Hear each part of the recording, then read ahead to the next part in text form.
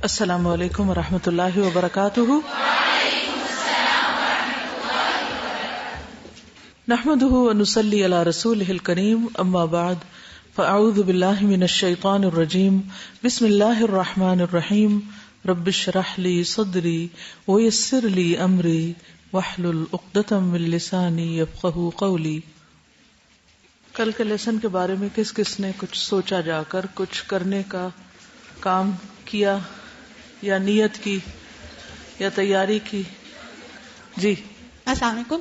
کل جب میں وصیت لکھنے لگی اور اس سے پہلے میں نے اشیاء کی لسٹ بنائی تو ہر چیز پہ شکر ادا کیا.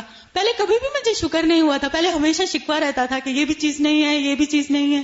لیکن کل جتنا شکر ادا کیا شاید میں نے کبھی بھی نہیں کیا. الحمدللہ، کیونکہ وہ ساری چیزیں سامنے آ گئی جو ہماری ملکیت میں ہیں. الحمدللہ. جی السلام علیکم. وعلیکم السلام. میں نے بھی پہلے لسٹ بنائی اور اس سے پہلے ہم نے تعلیم الاسلام میں جب وصیت لکھی تھی تو اس ٹائم میرے پاس 5 پارے تھے اور میں ان پہ خوش ہو رہی تھی کہ یہ میں کسی کو دے دوں گی.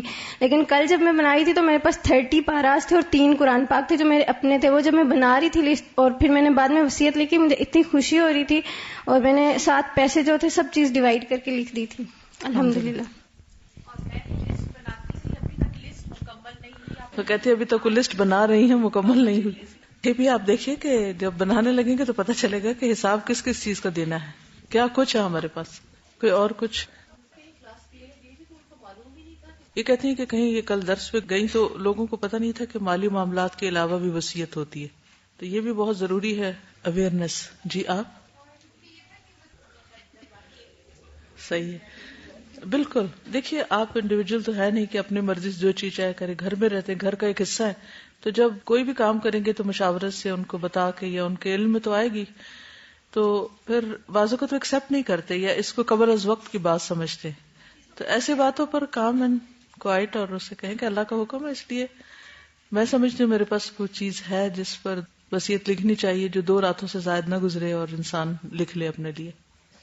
جی اپنی بھی وصیت کی اور ساتھ ساتھ میں والدہ میری آن لائن کلاس سن رہی ہیں تو ان کا ٹیسٹ لیا کہ آپ کو کیا سمجھ آئی ہے، وصیت کس کو کہتے ہیں. پھر 3-4 ان سے میں نے سوال کیے تو الحمدللہ سمجھ آ گئی. الحمدللہ.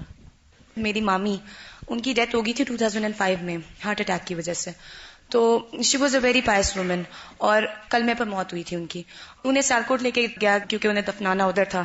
تو ہوا کچھ یوں کہ ماموں نے بعد میں بتایا کہ مطلب کچھ ٹائم پہلے انہوں نے بات یہ کی تھی کہ مطلب میری جو پردے کا جو ہے نا وہ خیال کیا جائے، اور سیالکوٹ میں اس پورا دن لائٹ نہیں تھی. مطلب میں یہ سوچی تھی کہ اگر نیت اچھی ہو نا تو اللہ تعالیٰ اور خود انتظام کر دیتے ہیں. الحمدللہ. انتظام کر دیتے ہیں. ٹھیک ہے، کچھ اور چیزیں پڑھتے ہیں اور کچھ اور لوگوں کی وصیتیں آپ کے ساتھ شیئر بھی کروں گی تاکہ آپ کو آئیڈیا ہو کہ کس کس چیز میں وصیت لکھی جاتی ہے اور کیسے لکھتے ہیں.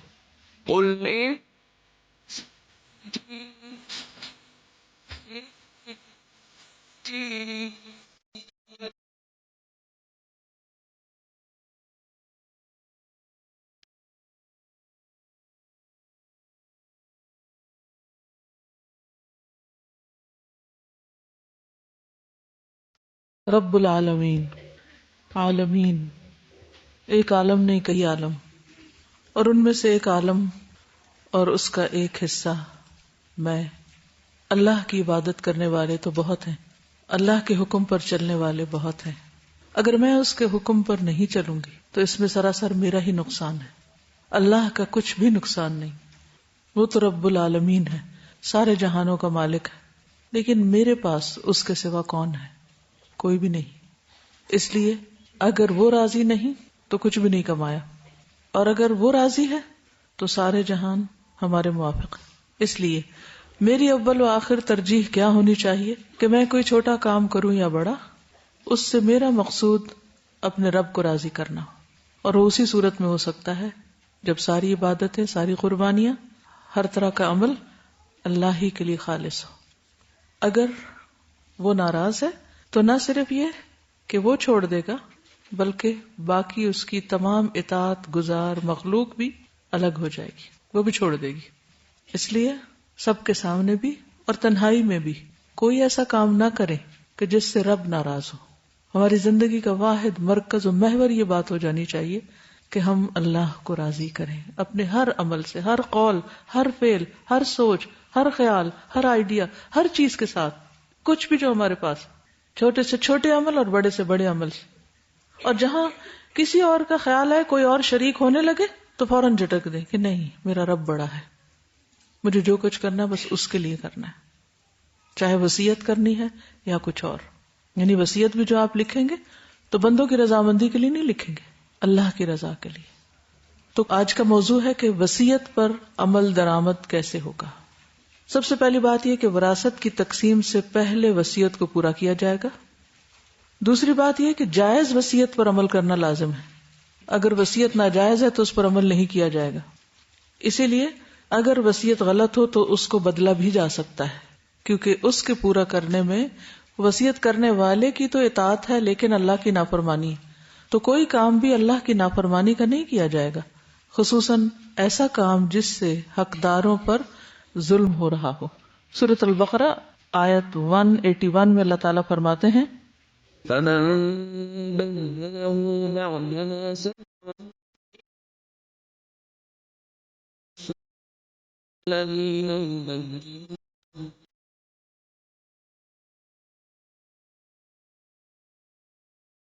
جو شخص اسے بدل دے اس کے بعد کہ اسے سن چکا ہو، یعنی جائز وصیت کو، تو اس کا گناہ انہی لوگوں پر ہے جو اسے بدلیں. یقیناً اللہ سب کچھ سننے والا، سب کچھ جاننے والا ہے. تو اسے پتہ چلتا ہے کہ اگر کسی کی وصیت جائز ہے تو تبدیل نہیں کی جائے گی، لیکن اگر ناجائز ہے تو تبدیل کی جا سکتی. بچے کی وصیت کو بھی پورا کیا جائے گا. غسان کے ایک بچے نے، ایک قبیلہ ہے، اپنے ماموؤں کے لیے وصیت کی. جب عمر رضی اللہ عنہ کو یہ معاملہ پہنچایا گیا تو انہوں نے اس وصیت کو جائز کر دیا کہ اگر اس وصیت کے اندر کوئی ایسی غلط بات نہیں ہے تو خواہ کوئی بڑا کرے یا چھوٹا کرے اس کو آنر کیا جائے گا، اسے قبول کیا جائے گا. ناقابل قبول وصیت، ایسی وصیت جو شرعی احکامات سے ٹکراتی ہو، اس پر عمل نہیں کیا جائے گا. ایسی وصیت جس سے کسی کی حق تلفی ہوتی ہو، خصوصاً جب کہ وہ کسی مستحق وارث کے جائز حق میں محرومی یا زیادتی کا سبب بنتی ہو، تو وہ بھی ناقابل قبول اور باطل قرار دی جائے گی. ایسی وصیت ضرر رساں وصیت کہلاتی، نقصان پہنچانے والی وصیت. تو وصیت کی شرائط میں سے ایک چیز کیا ہے کہ اس سے کسی دوسرے کا نقصان نہ ہو، کسی پر کوئی زیادتی نہ ہو، نہ کسی حقدار پر، اور نہ ویسے بھی کہ آپ جس کو وصیت کر رہے ہیں اس کو مشقت میں ڈال دیں، پریشان کر دیں، یعنی بوجھ نہ ڈالیں دوسروں پر. حرام اور غیر دینی کاموں یا بدعت کے کاموں پر خرچ کرنے کے لیے وصیت کی جائے تو وہ نافذ ہی نہیں ہوگی. یعنی اگر کوئی کسی کو یہ وصیت کر جائے کہ تم میری قبر پر چراغ جلاتے رہنا، تو یہ وصیت نافذ نہیں ہوگی، اور نہ ہی وصیت سننے والے یا وصیت لینے والے پر کوئی ذمہ داری نہیں ہوگی، یا اس پر کوئی گناہ نہیں ہوگا اگر وہ اس کو نہ کرے، کیونکہ وہ کسی انسان کے کہنے سے، جو زندہ ہے اس کے کہنے سے بھی غلط کام نہیں کرے گا. کہاں یہ کہ کوئی کہہ کے مر گیا اور یہ انسان اپنی زندگی کو مصیبت میں ڈالے یا گناہ کے کاموں میں ڈالے، تو ایسا نہیں ہوگا. موت کی مدہوشی یا سختی کی حالت میں کی گئی وصیت اور نصیحت، نیز یاداشت سے محروم یا کوئی مخبوط الحواس شخص وصیت کرے جس پر ورثاء کا اطمینان نہ ہو تو اسے کسی معتبر عالم دین کو بتا کر اس کے بارے میں شرعی حکم معلوم کر لینا چاہیے. بعض اوقات لوگ جب ہوش میں نہیں ہوتے، نیم بے ہوشی میں ہیں یا بیماری میں یا تکلیف میں ہیں، اور کچھ اور لوگ ان کو انسسٹ کر رہے ہیں آپ یہ لکھ دیں، اس پہ سائن کر دیں، تو وہ پھر اس طرح ویلڈ نہیں ہوگی جس طرح ایک صحیح صحت مند انسان کی وصیت ہوگی. تو اس میں اگر کسی پر بھی زیادتی ہوتی ہو تو کسی سے مشورہ کر کے اسے تبدیل کیا جا سکتا ہے. یعنی اس نے کسی حرام کام کا حکم نہیں دیا، لیکن جو کہا ہے وہ دوسرے کے حق میں نقصان دہ، کسی اور کا حق مارا جا رہا ہے، تو اس صورت میں پھر تبدیلی ہوگی. غلط وصیت کو بدل دیا جائے گا. سورۃ البقرہ آیت 182 میں فرمایا فمن خاف من موص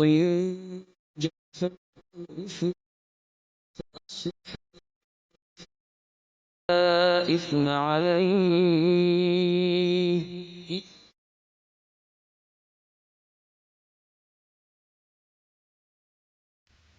پھر جو شخص کسی وصیت کرنے والے سے کسی قسم کی طرفداری یا گناہ سے ڈرے کہ اس نے کسی کو فیور کیا ہے یا غلط کام کہا ہے، بس ان کے درمیان اصلاح کر دے تو اس پر کوئی گناہ نہیں. یقیناً اللہ بے حد بخشنے والا اور نہایت رحم فرمانے والا ہے. یعنی زندگی میں ہی اس کو ریورٹ کر دے، واپس کر دے. حضرت عائشہ رضی اللہ تعالیٰ عنہ کہتی ہیں کہ سعد بن ابی وقاص اور عبد بن زمعہ کے ایک لڑکے کے بارے میں جھگڑا ہوا. ایک بچہ تھا، اس پہ یہ دونوں میں ڈسپیوٹ ہو گیا. سعد نے کہا یا رسول اللہ، یہ میرے بھائی عتبہ بن ابی وقاص کا لڑکا ہے. اس نے مجھے وصیت کی تھی کہ یہ اس کا لڑکا ہے، آپ اس کی مشابہت اس میں دیکھیے. اور اب بن زما نے کہا کہ یہ میرا بھائی ہے، تو مجھے ملے یہ میرا بھائی. یا رسول اللہ، میرے والد کے بستر پر ان کی لونڈی سے پیدا ہوا. وہ اپنا دعویٰ کر رہے تھے. رسول اللہ صلی اللہ علیہ وسلم نے لڑکے کی صورت دیکھی، شکل دیکھی، تو اس کی عتبہ کے ساتھ واضح مشابہت تھی. آپ نے فرمایا اب لڑکا بستر والے کا ہوتا اور زانی کے حصے میں پتھر ہیں. اصل میں جس لونڈی کا بچہ تھا وہ پہلے عتبہ کے پاس تھی. اور عتبہ کون تھے؟ کس کے بھائی تھے؟ سعد بن ابی وقاص کے بھائی تھے. آپ کو یہ معلوم ہے نا کہ دور جاہلیت میں یعنی خاندانی نظام جو تھا بعض جگہوں پہ بہت ہی خراب ہو چکا تھا، اور کوہبہ گری بھی بہت عام تھی. لونڈیاں پراسٹیٹیوشن کا کام کرتی تھی، اور جو ان کے بچے پیدا ہوتے تھے تو بعض اوقات وہ ان سب مردوں کو اکٹھا کر لیتی تھی جس سے اس عورت کے تعلق ہوتے، اور جس کے نام وہ چاہتی منسوب کر دیتی عورت، یا جس سے وہ ملتا جلتا ہوتا بچہ اس کو مل جاتا، اس کی طرف منسوب ہو جاتا. اسلام نے آ کر اس کی اصلاح کی. تو اب یہ ہے کہ کچھ ایسے کیسز تھے جو دور جاہلیت سے چلے آ رہے تھے، اور بہت سی چیزوں کی اصلاح میں وقت بھی لگا، ایک دم نہیں اصلاح کی گئی. تو بہرحال سعد بن ابی وقاص نے اس لیے کہا کہ وہ بچہ جو تھا وہ عتبہ سے ملتا جلتا تھا، اور پہلے وہ لونڈی جو تھی وہ عتبہ کے پاس تھی، پھر اس کے بعد وہ یعنی کہ زما کے پاس آ گئی. تو اب ہوا یہ کہ جب لونڈی زما کے پاس تھی اس وقت بچہ پیدا ہوا تھا. تو آپ صلی اللہ علیہ وسلم نے فرمایا لڑکا بستر والے کا ہوتا ہے، یعنی اب یہ لونڈی جس کے پاس ہے، جس کے گھر میں بچہ پیدا کیا، اسی کے پاس جائے گا. واضح مشابہت کے باوجود آپ نے بچہ سعد کو نہیں دیا بلکہ عبد بن زما کے حوالے کیا، اور آئندہ کے لیے قانون بنا دیا کہ بچہ جہاں پیدا ہوگا یا جس کے بستر پر پیدا ہوگا اسی کی طرف منسوب کیا جائے گا. غیر مسلم والدین کی وصیت پوری نہ کی جائے. عبداللہ بن عمرو بن العاص سے روایت ہے کہ عاص بن وائل نے وصیت کی کہ اس کی طرف سے 100 گردن غلام آزاد کیے جائیں. چنانچہ اس کے بیٹے ہشام نے اس کی طرف سے 50 غلاموں کو آزاد کیا. پھر اس کے بیٹے عمر نے اس کی طرف سے باقی 50 غلاموں کو آزاد کرنا چاہا تو کہا میں پہلے رسول اللہ صلی اللہ علیہ وسلم سے پوچھ لوں. باپ کفر کی حالت میں فوت ہوا اور ایک وصیت کر گیا کہ میری طرف سے 100 غلام آزاد کر دیے جائیں. ایک بیٹے نے 50 کی، دوسرا کرنے لگا تو اس نے سوچا کہ طرح میں مشورہ کر لوں. تو وہ نبی صلی اللہ علیہ وسلم کے پاس آئے اور کہا اے اللہ کے رسول صلی اللہ علیہ وسلم، میرے باپ نے 100 گردنیں آزاد کرنے کی وصیت کی ہے. میرے بھائی ہشام نے ان کی طرف سے 50 غلام آزاد کر دیے ہیں اور 50 اس کے ذمہ باقی ہیں، تو کیا میں اس کی طرف سے آزاد کر دوں؟ رسول اللہ صلی اللہ علیہ وسلم نے فرمایا اگر وہ مسلمان ہوتا اور تم اس کی طرف سے غلام آزاد کرتے یا صدقہ کرتے یا اس کی طرف سے حج کرتے تو اس کو پہنچ جاتا، لیکن چونکہ وہ کفر کی حالت میں مرا اس لیے اس کو یہ سب کچھ پہنچے گا نہیں. تو مطلب کیا تھا؟ کرنے کا فائدہ نہیں، نہ کیا جائے. ٹھیک ہے، تو اس سے کیا بات سمجھ میں آئی؟ نیکیاں ایمان کی حالت میں قبول ہوتی ہیں چاہے زندہ ہو یا مردہ ہو. دوسرا یہ ہے کہ ہر وصیت کو پورا کرنا ضروری نہیں ہوتا. یعنی اگر کوئی آپ سے سوال کرے کہ کیا ہر چیز کی وصیت کی جا سکتی ہے؟ نو. کیا ہر وصیت کو پورا کیا جائے گا؟ نو. کون سی وصیت کو پھر پورا کیا جائے گا؟ جو میڈ بائی مسلم اور ان اکارڈنگس ود شرعی رولز. اس کے اگینسٹ کوئی چیز آئے گی تو وہ نہیں مانی جائے گی. اگر ڈاؤٹ ہو تو کیا کیا جائے گا؟ کسی عالم سے رجوع کیا جائے گا. ٹھیک ہے، کچھ چیزیں کلیئر کٹ حلال حرام کی کیٹیگری میں نہیں آتی، یا پھر ایسی سچویشن میں وصیت کرائی جاتی ہے کہ وصیت کے الفاظ تو ٹھیک ہیں، کام بھی ٹھیک ہے، لیکن ہڈن نقصان ہے کسی اور کا یا کسی کی طرفداری ہے اس میں، تو کیا حکم ہے کیا کیا جائے؟ بدل دیا جائے.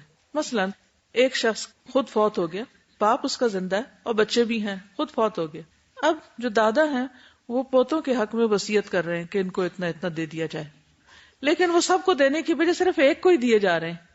اب بظاہر دیکھنے میں تو دادا وصیت کر سکتا ہے پوتے کے حق میں، لیکن جس طریقے سے وہ کر رہا ہے وہ طریقہ ٹھیک نہیں ہے کہ وہ ایک کو ہی سب کچھ دے رہا ہے اور باقی منہ دیکھ رہے ہیں. اس سے ان کے درمیان آپس میں بھی نفرت پیدا ہوگی. تو اس میں ظلم کا ایک پہلو چھپا ہوا ہے. اس قسم کے ظلم کو بھی روکنا چاہیے. ٹھیک ہے، یہ کسی کا سوال تھا. اگر کوئی مذاق میں وصیت کرے تو اس کو پورا نہ کرنا کیا گناہ ہے؟ دین کھیل تماشا نہیں ہے، اٹس اے سیریس تھنگ.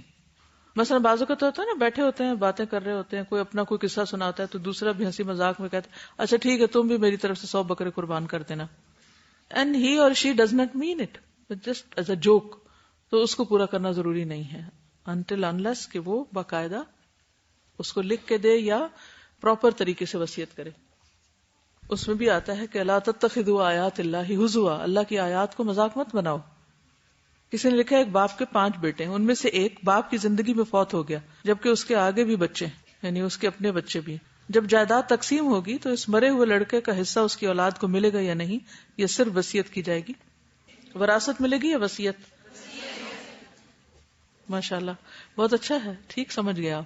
یعنی جو اس کا اپنا باپ ہو تو ان کی تو وراثت ان کو مل گئی، اسی لیے باپ کے باپ کی وراثت پوتے کو نہیں ملے گی، یعنی کہ دادا کی نہیں ملے گی، کیونکہ انہوں نے اپنے باپ کی لے لی. اگر سمجھتے ہیں کہ اپنے باپ کے پاس خاص کچھ نہیں تھا تو بچے ضرورت مند ہیں، تو پھر اسی لیے تو وصیت رکھی گئی ہے کہ صلہ رحمی بھی کی جائے. سوال ہے، آپ ہی کے سوال ہیں، چونکہ میں بتا چکی ہوں تبھی ٹیسٹ لے رہی ہوں آپ کا. اگر کوئی غلط وصیت کر جائے تو اس کے بعد اس وصیت کو کیا تبدیل کیا جا سکتا ہے؟ دلیل کیا ہے؟ ومن خاف من موص جنفا او اثما، جنف یہی ہے نا ایک طرف کا فیوریٹزم، بس ان کے درمیان اصلاح کر دے تو اس پر کوئی گناہ نہیں. ٹھیک ہے. وصیت کی اقسام، یعنی کس کس قسم کی وصیت ہوتی ہے، مالی معاملات کے علاوہ اور کیا وصیتیں ہوتی ہیں. نمبر 1 وصیت برائے مال و اسباب. نمبر 2 وصیت برائے حقوق اور واجبات. نمبر 3 وصیت برائے نصیحت اور تزکیہ تربیت.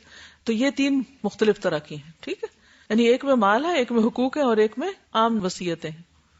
نمبر 1 وصیت برائے مال و اسباب. مال و اسباب خواہ کچھ بھی ہو، زیور، کرنسی، بینک اکاؤنٹ، سرٹیفکیٹ، منقولہ اور غیر منقولہ جائیداد، یہ سب ترکہ میں شامل ہے. یعنی یہ سب کیا ہے؟ ترکہ. ترکہ کیا ہوتا ہے؟ چھوڑا ہوا مال. کون چھوڑتا ہے؟ مرنے والا. تو مرنے والا اس میں سے کچھ بھی چھوڑے گا تو وہ سارا کیا ہو جائے گا؟ ورثہ، ترکہ. اس تمام متروکہ مال کا 1/3 تک غیر وارث قرابت داروں، دوستوں یا امت مسلمہ کے لیے کار خیر کے کاموں کے لیے وصیت میں مختص کیا جا سکتا ہے، اور کوئی چاہے تو اپنا یہ اختیار فی سبیل اللہ کاموں میں خرچ کرنے کے لیے استعمال کر سکتا ہے. ایسی وصیت میں 1/3 تک مال کے معاملے میں حکمت سے کیا ہوا فیصلہ اس کے لیے قیامت تک صدقہ جاریہ بن سکتا ہے. لیکن یہ وہ خود کرے گا، یہ نہیں کہ اس نے تو کچھ بھی نہیں کہا اور پیچھے والے ایک اٹھ جائے اس میں سے اور سب کو کہے نہیں اس میں سے ہم 1/3 تقسیم نہیں کریں گے، ہم سب صدقہ کریں گے. مجبور نہیں کر سکتے پھر آپ کسی کو. تو مرنے سے پہلے ہی وصیت کرنی ہوگی، مرنے کے بعد کوئی اور آپ کے لیے وصیت نہیں کرے گا. Is it clear? یعنی اگر آپ خود نہیں لکھ رہے، اپنی نہیں بتا رہے، نہیں کسی کو کچھ کہہ رہے، اور آپ دنیا سے اچانک چلے جاتے ہیں تو آپ کا سارا مال کیا بن جائے گا؟ ترکہ، چھوڑا ہوا مال. اب وہ کس کا حصہ ہے؟ وارثوں کا. وارثوں کو کب ملے گا؟ قرضہ ادا کرنے کے بعد اور وصیت پوری کرنے کے بعد. وصیت کی نہیں آپ نے، اب کیا ہوگا؟ کیا وارث وصیت بنا سکتے ہیں خود سے؟ نہیں، وہ نہیں کر سکتے. ٹھیک. تو اس لیے کیا ضروری ہے؟ کیا کریں آپ؟ اپنی زندگی میں کریں. دیکھیے وصیت نہ کرنے پر پکڑ نہیں ہے، ہاں ایک ثواب سے محرومی ضرور ہے، مستحب ہے.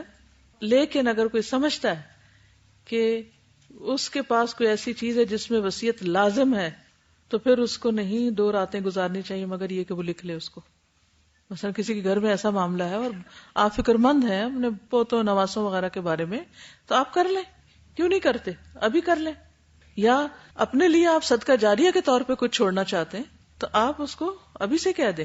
ایسا نہ ہو کہ بعد میں وارث مال تقسیم کر کے عیاشیاں کریں اور آپ قبر میں بیٹھ کے پریشان ہو کہ میں اپنے لیے کچھ کر کے آتی، یا لیتنی قدمت لحیاتی.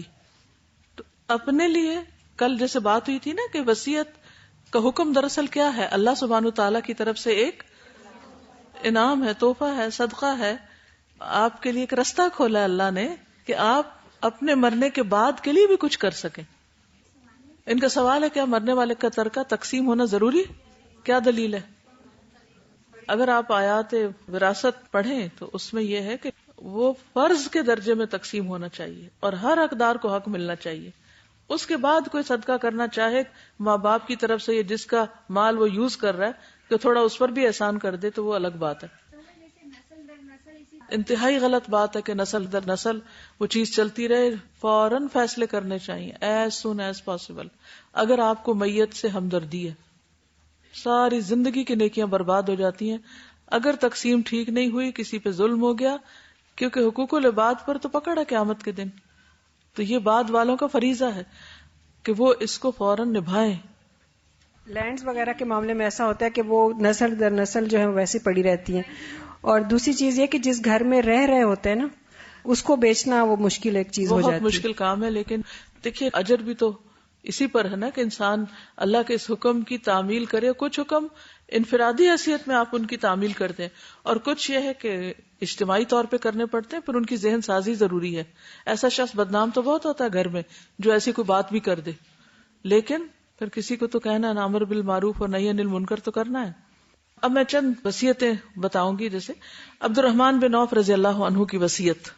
ابو سلمہ سے روایت ہے کہ عبد الرحمن بن عوف رضی اللہ عنہ نے امہات المومنین کے لیے ایک باغ کی وصیت کی جو 4 لاکھ میں فروخت ہوا. انہوں نے اپنا مال کس کے لیے لکھا؟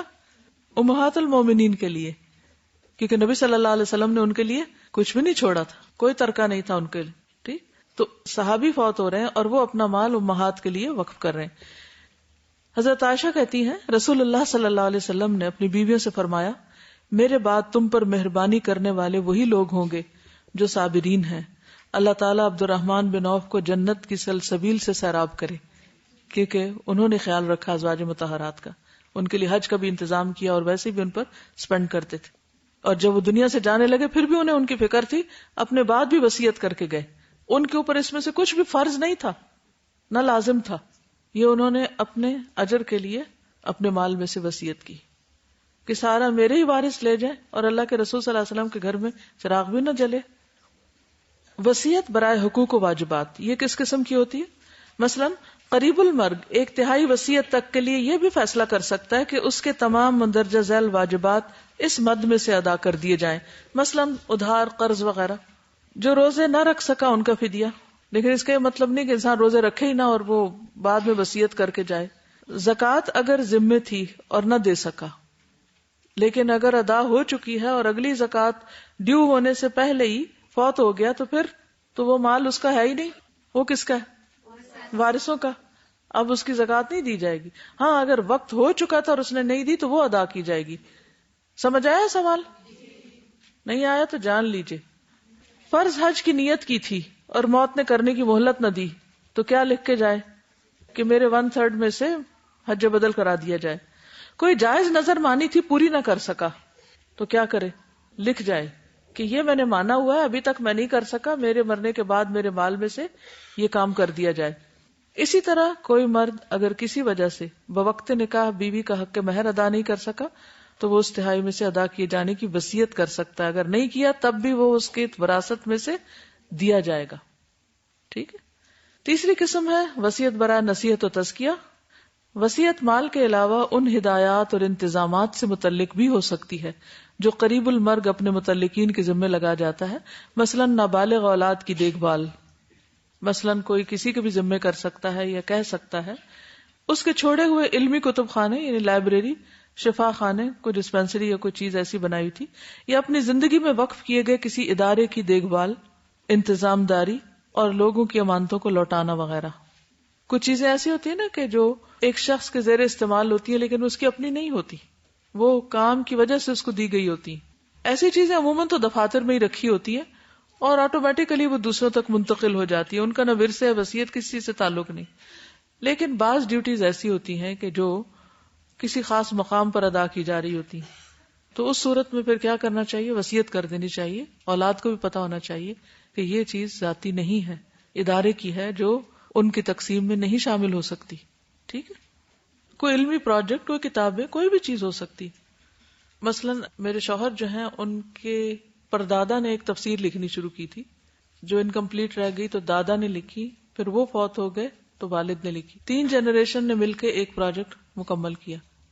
تو بعض اوقات ایسا ہوتا ہے کہ انسان ایک کام شروع کر دیتا ہے لیکن زندگی مہلت نہیں دیتی. تو بچوں کو پتا ہونا چاہیے کہ ماں باپ کیا کر رہے تھے، تو ہمیں اس کو کس طرح آگے لے کے چلنا ہے. بچے صرف مال کے وارث نہ بنے، علم کے وارث بھی بنے. والدین جو نیک خیر بھلائی کے کام کرتے رہے ان کو کنٹینیو کریں، اور یہی بہترین صدقہ جاریہ ہے. پچھلے دنوں ڈاکٹر ظہیر کا تو سب کو معلوم ہے، جنہوں نے شفا اسپتال بنایا اور بہت سے اور بھی خیر کے کام کیے. تعمیر ملت ایک پروجیکٹ انہوں نے شروع کیا.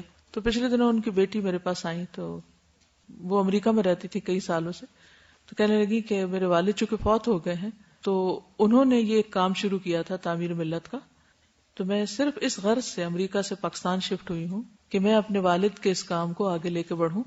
obviously اور لوگ کام کر رہے ہیں لیکن کام اس طرح نہیں ہو رہا جس طرح میرے والد چاہتے تھے. کیونکہ بعض اوقات کوئی شخص جو آپ کے زیادہ قریب ہوتا ہے وہ اس کو زیادہ سمجھ رہا ہوتا ہے، خواہ وہ اولاد ہو یا کوئی اور ہو. تو ان کو اپنے طور پہ بھی سوچنا چاہیے کہ ماں باپ نے کام شروع کیا، ادھورا رہ گیا، اسے مکمل ہونا چاہیے تاکہ ان کے لیے صدقہ جاری ہے، یا ان کے اوپر ایک امانت تھی یا ایک ذمہ تھا، ایک فرض تھا جو وہ ادا نہیں کر سکے یا ادھورا رہ گیا، اور اگر اس کو کوئی سیریسلی لے کے نہیں چلے گا تو وہ بگڑ جائے گا، ختم ہو جائے گا، لوگوں کی امانتیں ضائع ہو جائیں گی. ظاہر ہے کہ جو چیریٹی کے پروجیکٹس ہوتے ہیں ان کے بارے میں سنجیدگی ہونی چاہیے. یہ تو نہیں کہ ہم لوگوں کا مال اکٹھا کر لیں اور اس کے بعد یہ نہ سوچیں کہ اس کو کون لک آفٹر کرے. تو ہر چیز کی انسان کو فکر ہونی چاہیے، جو بھی اس کے پاس ذاتی ہے یا امانتاً کوئی چیز اس کے حوالے ہے. اور قرآن مجید میں آتا ہے نا کہ انتو ادوا الامانات الی اہلھا، کہ امانتیں ان کے اہل کی طرف لوٹاؤ جو واقعی اس میں سنجیدہ ہو، کام کرنے والے ہوں، چاہے وہ رشتہ دار ہوں یا غیر رشتہ دار، دونوں طرح سے. تو الحمدللہ مجھے بہت ہی خوشی ہوئی کہ وہ اپنی ساری ہر چیز ایک جگہ سے دوسری جگہ ہجرت کرنا وہ ایک بہت مشکل کام، لیکن جو ایسی قربانیاں کرتے ہیں وہ دوہرا اجر پاتے ہیں. ایک تو والدین کے لیے صدقہ جاریہ اور ان کے ساتھ احسان کرنا، اور دوسرا یہ کہ لوگوں کی بھلائی کے کام آگے بڑھانا. اچھا جی، اپنے گھر کو علم کی خاطر وقف کرنے کی وصیت. محمد بن عمر کہتے ہیں ایک مرتبہ میں ابن عباس رضی اللہ عنہ کی خدمت میں جمعے کے اگلے دن حاضر ہوا. اس وقت وہ ام المومنین میمونہ رضی اللہ عنہا کے گھر تھے. کون؟ ابن عباس. محمد بن عمر جو تھے ابن عباس کی خدمت میں حاضر ہوئے. کب؟ جمعے سے اگلے دن. جب وہ کہاں تھے؟ کہاں بیٹھے ہوئے تھے ابن عباس؟ مفسر قرآن ہے، معلم ہے. کہاں بیٹھے ہوئے تھے؟ کس کے گھر میں؟ ام المومنین حضرت میمونہ کے گھر میں. وہ کیا لگتی تھی؟ ان کی خالہ تھی. وہاں بیٹھ کے کیا کر رہے تھے وہ؟ کیونکہ میمونہ رضی اللہ عنہا نے انہیں وصیت کی تھی کیا؟ کہ میرے بعد میرے گھر کو علم کے لیے استعمال کرنا. ابن عباس جب جمعے کی نماز پڑھ لیتے تو ان کے لیے وہاں گدا بچھا دیا جاتا. کہاں؟ میمونہ رضی اللہ عنہا کے گھر. اور وہ لوگوں کے سوالات کا جواب دینے کے لیے وہاں آ کر بیٹھ جاتے. یہ کس مقصد کے لیے تھا؟ تاکہ حضرت میمونہ کو ثواب ملتا رہے.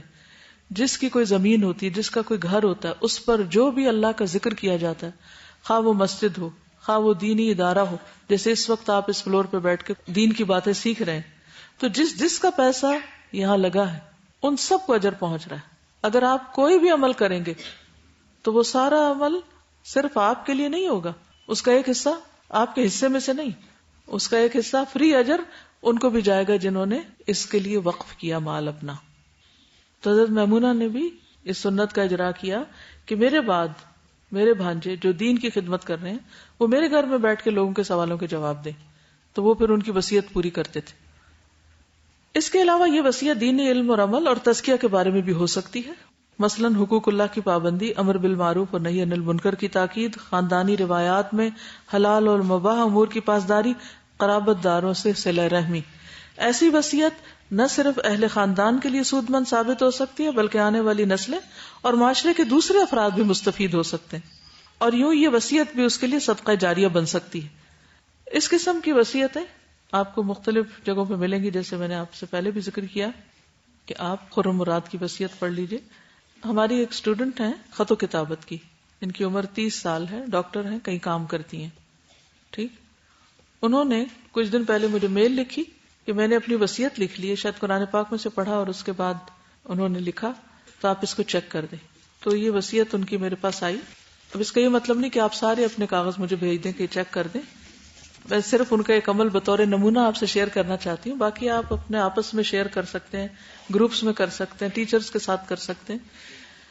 انہوں نے وصیت لکھی، میری تکفین اور تدفین پر جو بھی جائز خرچ ہو اس کی ادائیگی میرے مال میں سے کی جائے، یعنی جو چھوڑا جائے، جو اسی بکس میں رکھا ہوا ہے جس میں میرا یہ وصیت نامہ ہے. میری درخواست ہے کہ میری میت کو مسنون طریقے پر غسل دیا جائے. میری میت کہنے کی وجہ مجھے الفاظ میں تھوڑا بہت فرق ہے. میرے مرنے کے بعد میرے چہرے کو کسی بھی نامحرم کے سامنے نہ کھولا جائے، ورنہ کیا ہوتا ہے، کوئی بہت ہو جاتا، سارا خاندان مرد عورتیں جیسے دلہن کو دیکھنے آ جاتے ہیں نا، کوئی حیا نہیں، کوئی حلال حرام کی تمیز نہیں، تو وہ پہنچ جاتے ہیں. تو اسی طرح مرنے کے بعد انسان اپنا چہرہ نہیں ڈھانک سکتا. دنیا میں تو آپ کسی کو دیکھتے ہیں اپنا گھونگھٹ کھینچ لیتے ہیں، بھی نہیں مجھے مت دیکھو، لیکن مرنے کے بعد تو پھر دوسرے ہی آپ کے لیے کریں گے نا کہ آپ کے پردے کا اہتمام کریں. تو انہوں نے لکھ دیا، میری تکفین، جنازہ، نماز جنازہ، تدفین، سب سنت کے مطابق کی جائیں. میری وفات پر خاص طور پر نماز جنازہ میں اور دوسرے اوقات میں میت کی بخشش کی مسنون دعا ضرور پڑھی جائے. میری میت کو میرے محرم رشتہ دار قبر میں اتارے، یعنی نامحرم نہ اتارے.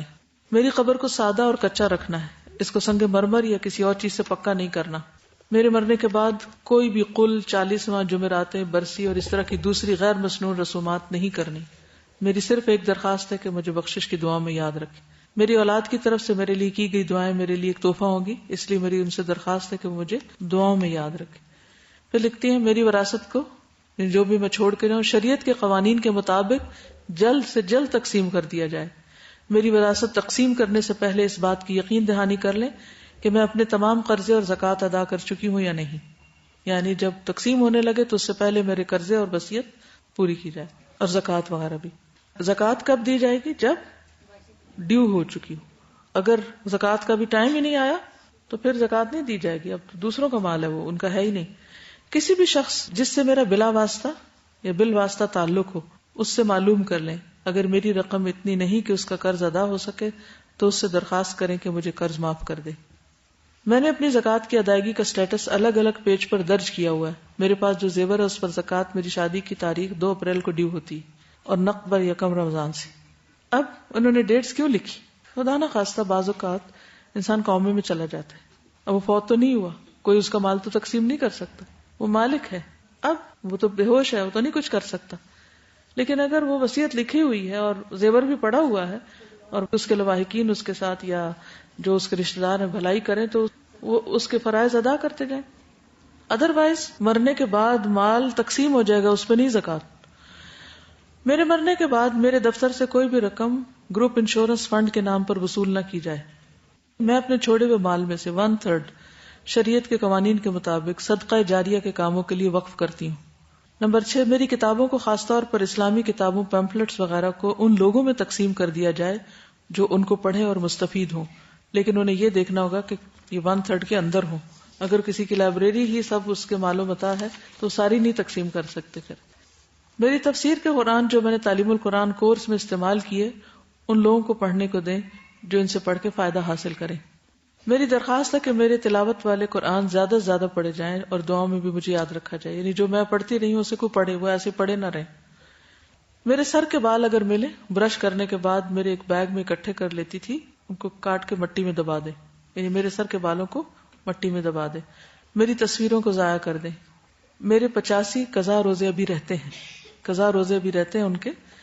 اگر میری طرف سے کوئی ان کو پورا کر دے تو میرے لیے باعث سکون ہوگا. یعنی وارثوں کو رکھنے ہوتے ہیں نا، اگر وہ نہ رکھ سکے تو پھر فدیہ دے دے. میری درخواست ہے کہ میرے مرنے کے بعد میری اولاد کی تربیت قرآن و سنت کے اصولوں کے مطابق کی جائے. سب لوگوں سے درخواست ہے کہ میری غلطیوں کو درگزر کر کے مجھے معاف کر دیں. اللہ تعالیٰ آپ سب پہ رحم فرمائے. خاص طور پر اپنے شوہر، والدین اور شوہر کے والدین سے درخواست کرتی ہوں کہ وہ مجھے معاف کر دیں. اگر اس وصیت نامے میں کوئی بات شریعت اسلام کے اصولوں سے ٹکراتی ہو تو اس کی اصلاح کر دیں.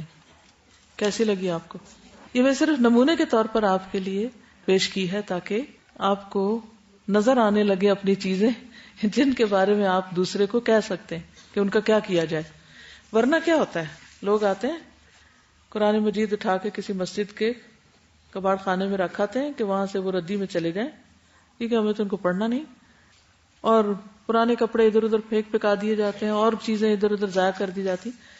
تو اس صورت میں ہمیں خود اپنے لیے لکھ کے ایک باکس بنا لیں، جیسے لوگوں نے شادی کے سوٹ کا باکس بنایا ہوتا ہے نا، جو زری کا جوڑا ہوتا ہے اور اس کو بڑا سنبھال کے رکھتے ہیں. تو اس طرح ایک کفن کا ڈبہ بنا کے اس کے اندر ایسی بات لکھ کے چھوڑ دی جائے.